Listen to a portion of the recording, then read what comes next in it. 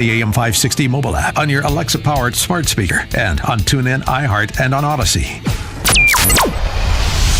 This is Chicago's Morning Answer with Dan Proft and Amy Jacobson on AM 560. The Answer.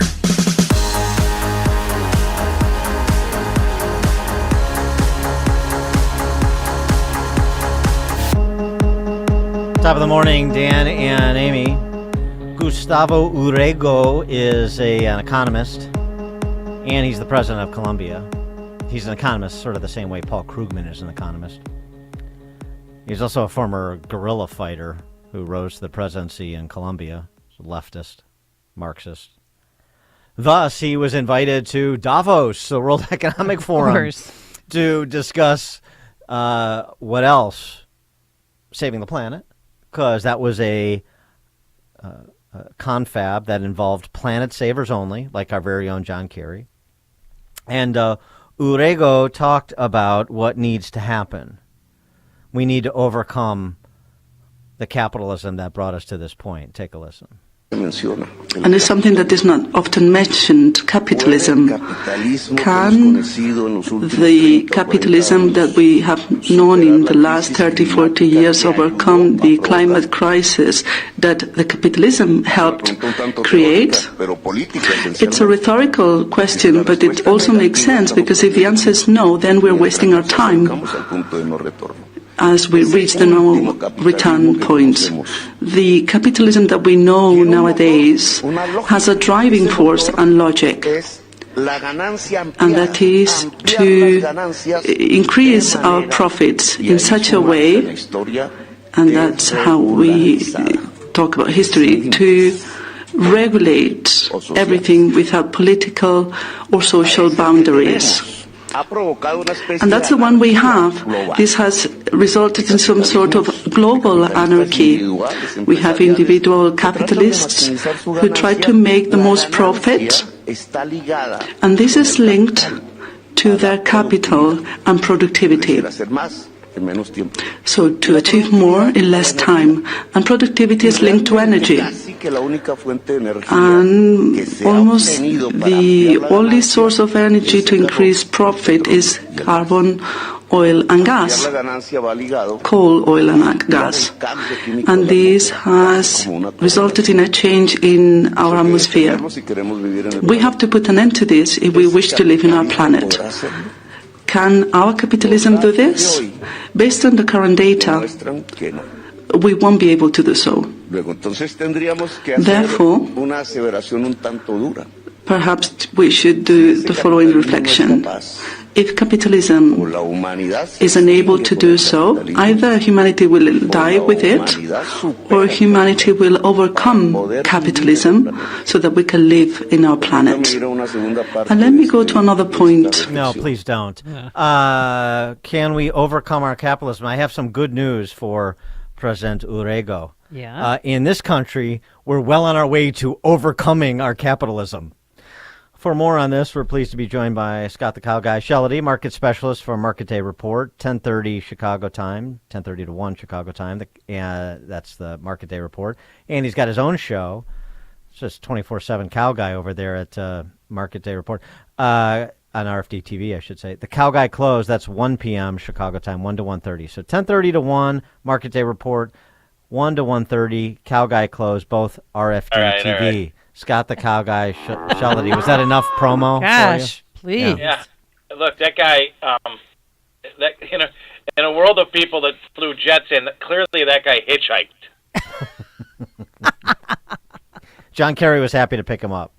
Right. He's a head of state, sir. Please give him the respect he's due. All right. Well, look, it's like Oscars for the financial world, right? They all get together and celebrate themselves, and nobody cares.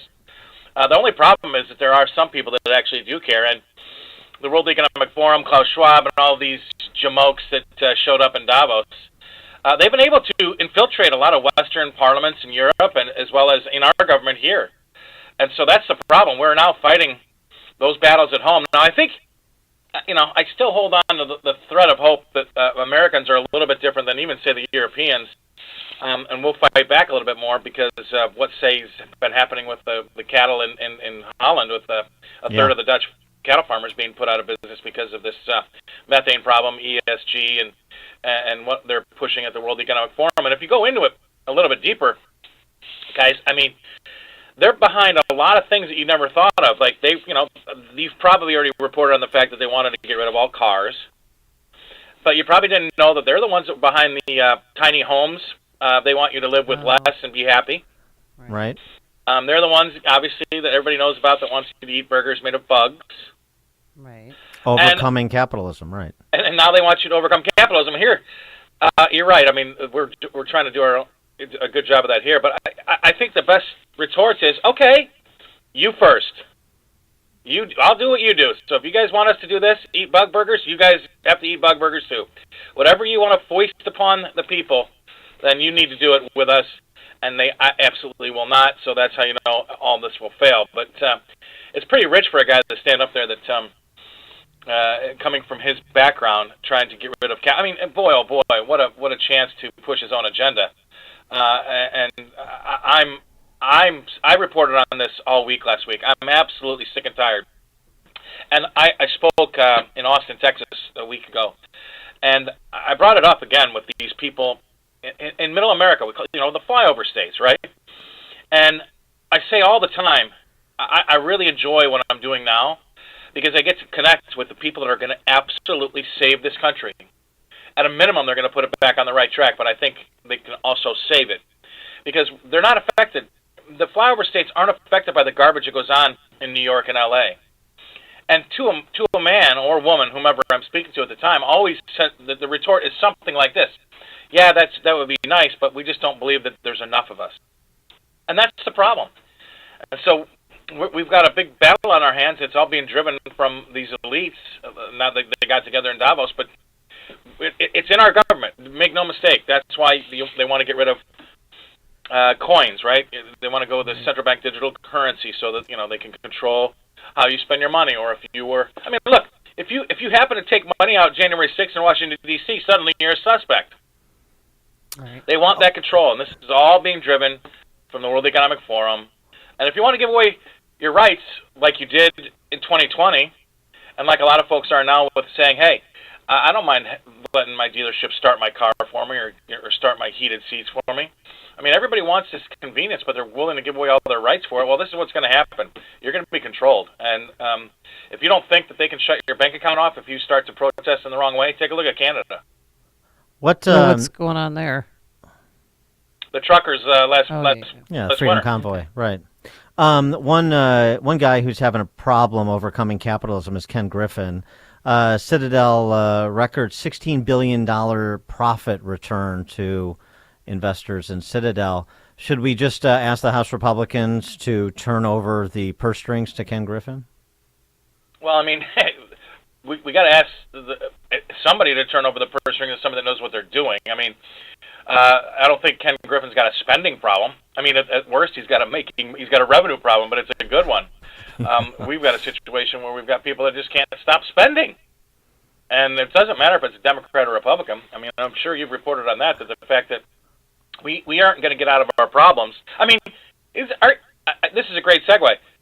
Debt limit? I mean, we don't have a debt limit. I mean, we've raised it like 75 times in 65 years. I mean, it's an absolute farce. So, well, you need to capture the imagination of the American people by creating these phony crises of government shutdowns and debt defaults, so that politicians can look heroic when they come together to spend more money in both instances. Yeah, well, they've got a long history and a track record of starting a problem and then coming to the rescue and solving the problem and asking for credit for that. And they don't really even solve it that well anyway. Hey, one thing on Griffin though. Last year, let's see, what was it? Dow down 10%, S&P down 20%, Nasdaq down 35%. So what's he doing that nobody else is? Well, he's got technology. He's reinvested in his technology. He gets in between a lot of the bid-ask spreads that people aren't able to do. I mean, that guy's there are some things that he gets involved with that are part of the wild, wild west of technology, but everybody else would love to do what he's doing, and he's just doing it better. And now he's moved everybody. I believe he's moved everybody to Miami, right? Is that?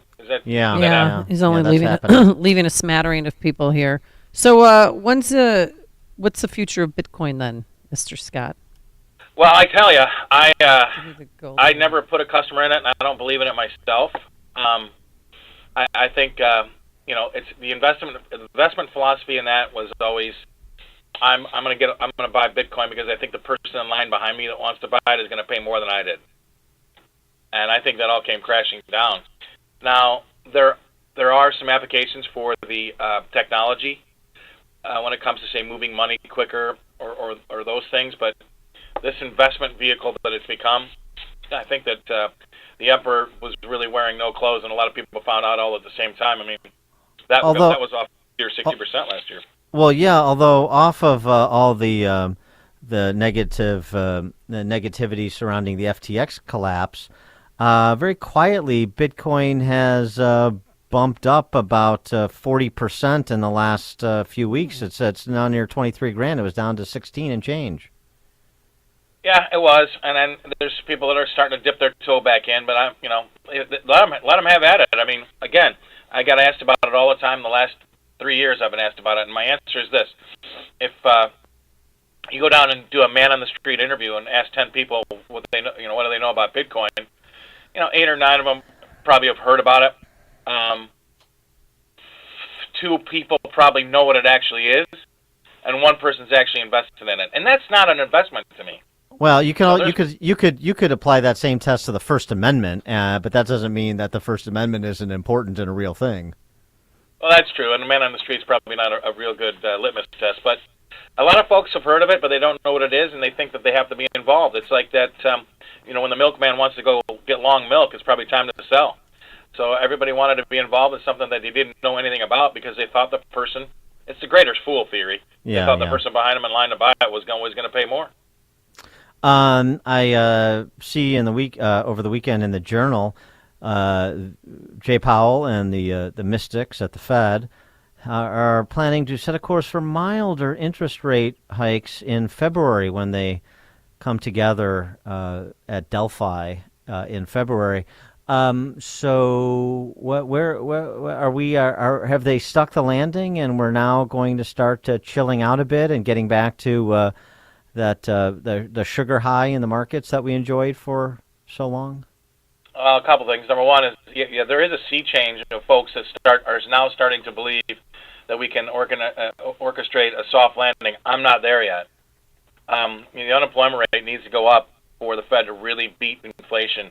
Right now, it seems as though inflation is going in the right direction, and a lot of the things they're doing are the right things. But with the unemployment rate at 3.5%, we need to put 2 million or 3 million more people out of work for them to get that CPI from 6.5, where it is today, down to, say, anywhere near 2%. And that 2% they talk about is an average. Okay, so that means we have to go to 0 for a while to get to really get 2%. So we have such a long way to go. But right now, everybody's happy. It looks as though things are getting better. But I think that's another fool's errand. I think that I'd be very, very careful about getting too excited about there. They're going to continue to raise rates until they put people out of work. They've said it. So I'm going to believe what they say, and I think that unemployment rate goes, well over 4, maybe even 5, and some folks have had it up at 6.5%. Johns Hopkins says we need to have it at 6.5% for 2 years to get the inflation rate back down to 2%. So if you really look through the numbers, that's the truth. Well, what about the tech world, though? I mean, you got Google laying off 10,000, Amazon 10,000, Microsoft 15,000. And that's going to affect the economy. They're all saying it's because they overhired during the pandemic. I'll say this. Well, obviously, the environment's not good enough to keep those people around, so something must be bad. Right. And also Amazon and FedEx and all those big companies, they have management systems that can look around the corner and see what the economy is going to do before a lot of other folks. And actually, I would trust Amazon before I would trust the Fed as where they think the economy is going. And I would be very leery about getting too excited when you still have, you're right, all these tech companies laying off people. They say it's because they overhired. I say, okay, regardless, you're laying them off because you think something bad is coming. So I don't care why you're laying them off. I just know you are laying them off. What about big layoffs at the big banks like Goldman? Yeah, I mean, the Deutsche Bank bonuses came out, at 40% of what everybody thought it was going to be. Goldman Sachs, you're right. These people, there's no M&A activity. There's no IPOs going out. There's no activity on Wall Street. I mean, I guess it's just part of a soft landing, no activity on Wall Street. I mean, if you really look at the numbers, it's not that good. But some folks right now are starting to turn a little bit, flip-flop, and say, well, it looks as though things are going in the right direction. But right direction to me doesn't mean that we're anywhere near where we need to be. That just means maybe the road's going to be longer. So do you anticipate 2023 netting it all out based on what you expect to happen? Do you think, is this going to be a positive year for market returns? Is this if people have been on the sidelines, should they think about starting to inch back in? Well, it depends on your time horizon. If you've got 30-year time horizon, absolutely no problem, inch back in. If you have to, if you need to make money in the next 2 years, I'd be very leery about that because I still think we've got problems ahead. There are folks out there that think we're going to be cutting rates by the end of this year.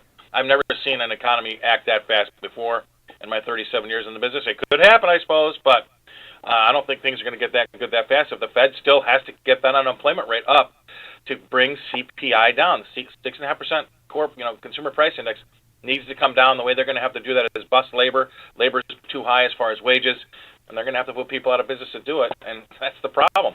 Until that happens, we're not going anywhere to get that inflation rate down. He is Scott the Cow Guy, Shellady, market specialist from Market Day Report, which is 10:30 to 1 p.m. Chicago time, and the Cow Guy Close right after that, 1 to 1:30, both at RFD-TV. Scott the Cow Guy, thanks as always.